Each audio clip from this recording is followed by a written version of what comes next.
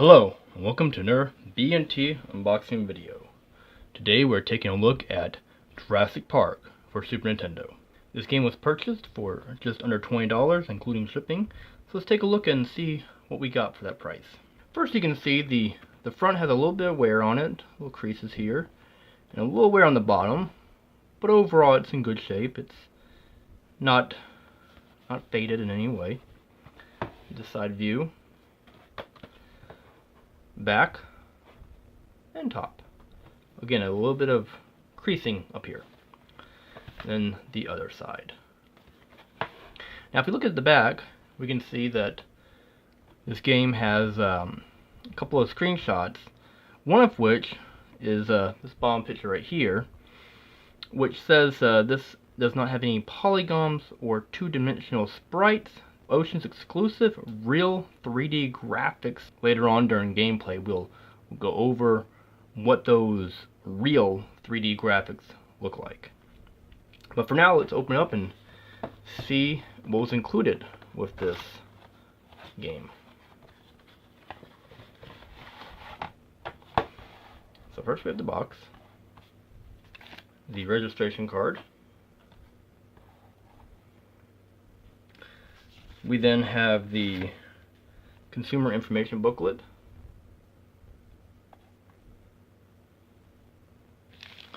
We then have the Jurassic Park manual.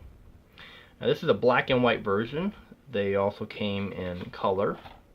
But this one's in very good shape, and the pages seem to be folded. Everything is very clear.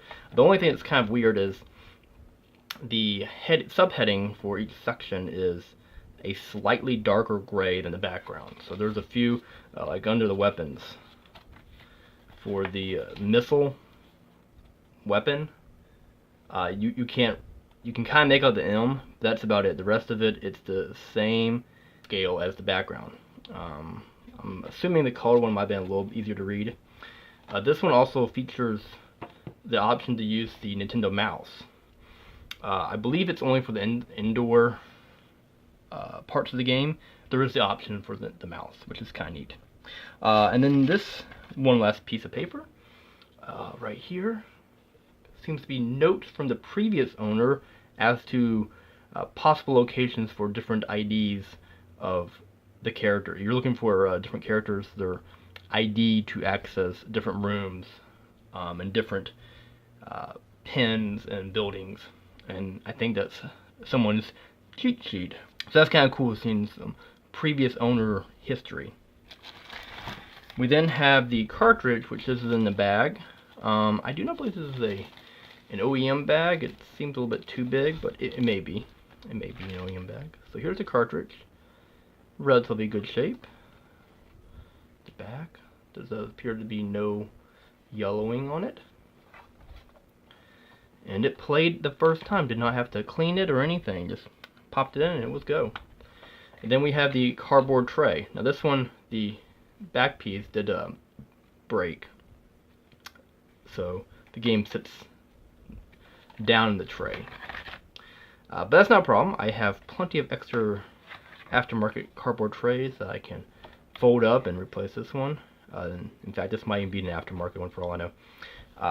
But that was the unboxing of Jurassic Park for Super Nintendo. We'll switch over to the gameplay and give you an idea of how the controls work and how the environment of the game is. Just a short review, so if you've never played this game before, you'll have an idea of what to expect when you pick it up.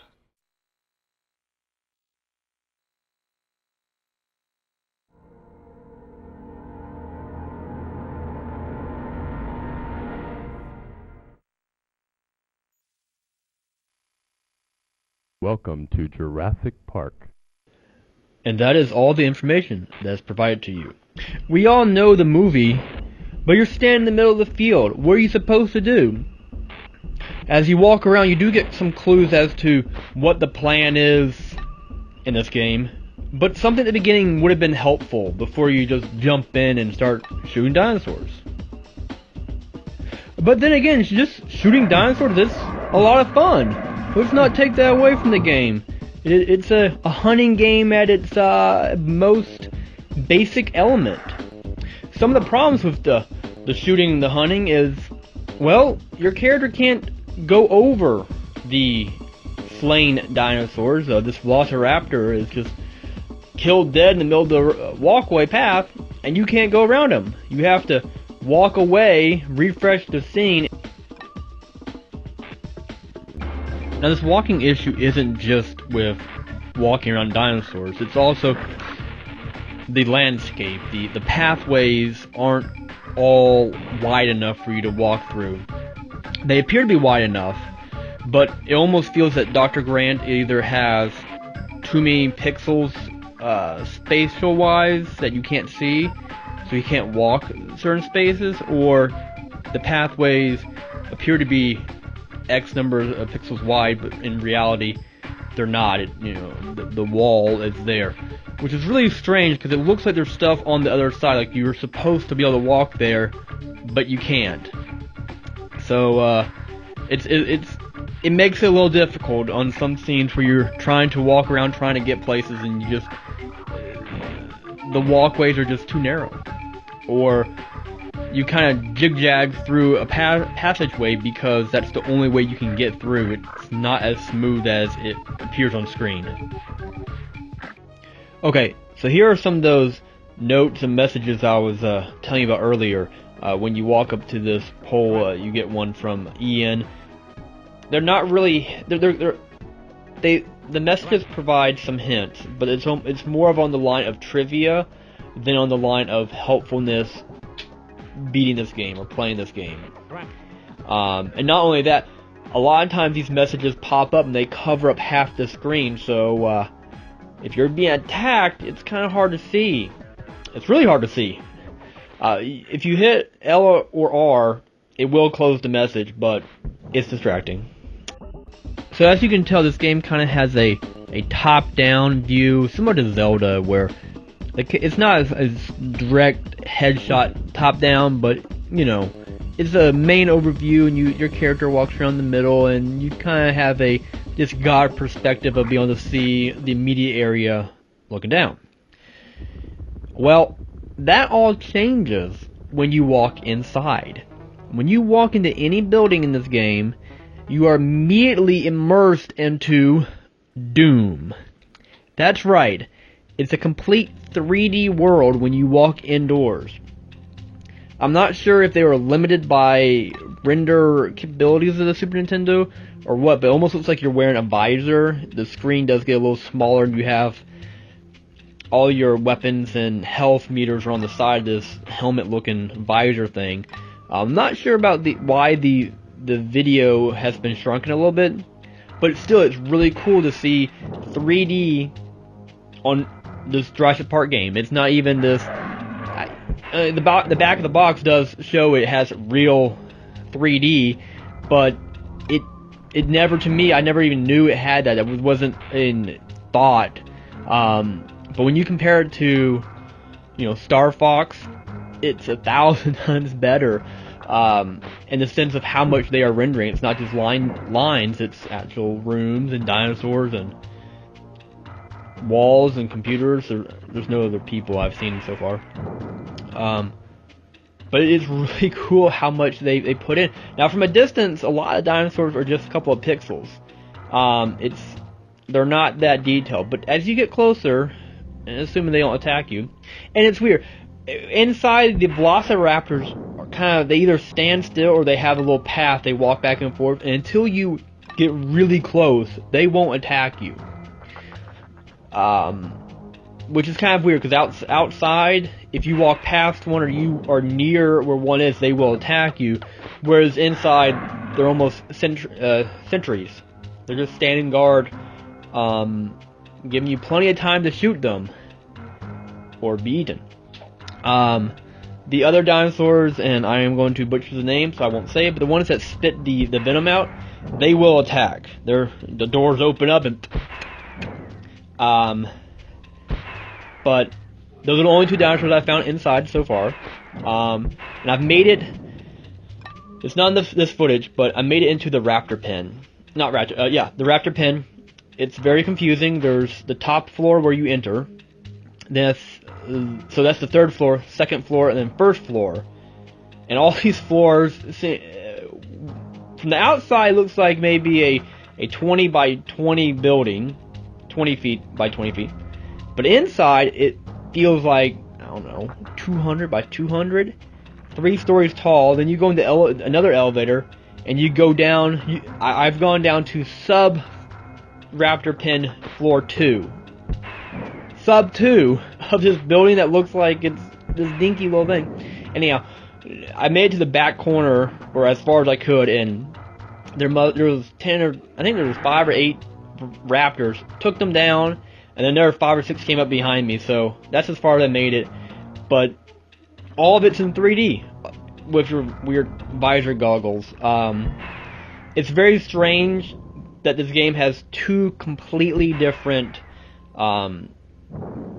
gameplay visual modes, if you will. But it's really cool that a game that I wasn't expecting, that I don't think many people would expect to have this level of 3D, it has it. I think it would have been cooler if the whole game was like that, to be honest. If it was more of a hunting game or hell just Dune, it might not have been able to hold that much information. Yeah, Jurassic Park was only 2 megabytes. So they could have, if they wanted to, they could have put more space, more stuff on it. The most I've seen is 4 megabyte games, so it would have been possible. But you also have to remember that 4 megabytes back in 1993, 94, whenever this game came out, would have probably have made this game cost a lot more. If this game cost $60, $70, it would have been like a $90 game. No doubt about it. It just RAM super expensive back then. And for fun, if you've ever played Micro Machines that I reviewed recently, that game is only 512 kilobytes. So this game is 4 times bigger than Micro Machines.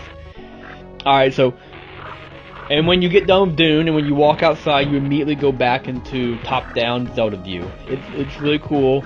Sorry for the rambling. Hope a lot of this makes sense and you see the visual effects of Jurassic Park and you go out and buy it.